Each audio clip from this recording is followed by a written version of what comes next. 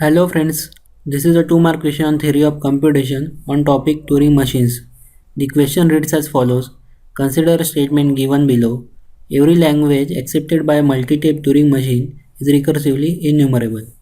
If we try to design a Turing machine, then the time taken by one tape Turing machine to simulate n moves of k-tape Turing machine is.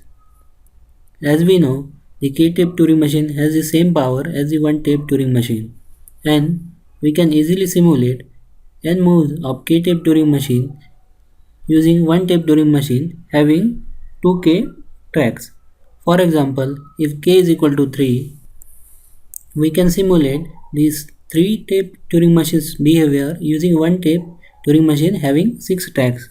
Here, the odd tracks holds the content of tape Ti, whereas the even track holds mark representing head position of tape Ti. Here, symbol X is used to represent the head position of tape Ti.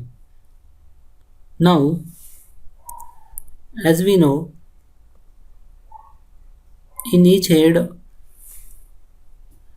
of a multi-tape Turing machine, it can move either to the left or to the right. So, the maximum distance between any two heads of a multi-tape Turing machine would be 2n. Now, in order to simulate one step of a k-tape Turing machine over one tape Turing machine,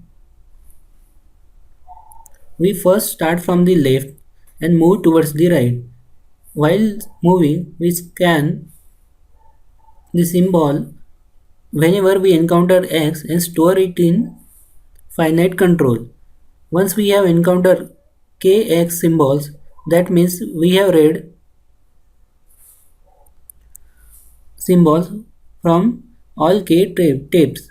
Now, based on the scan symbols, we need to decide the move of a multi-tape Turing machines.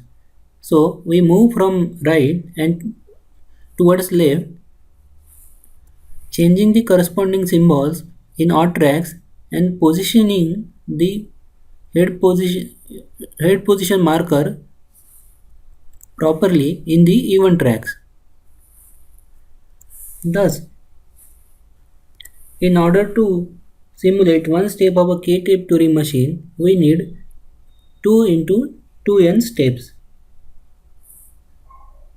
Similarly, to simulate n steps of a k-tape Turing machine, we will need n into 4n steps, which is of order n square. Thus, the correct answer to this question would be option A, order of n square. Thank you.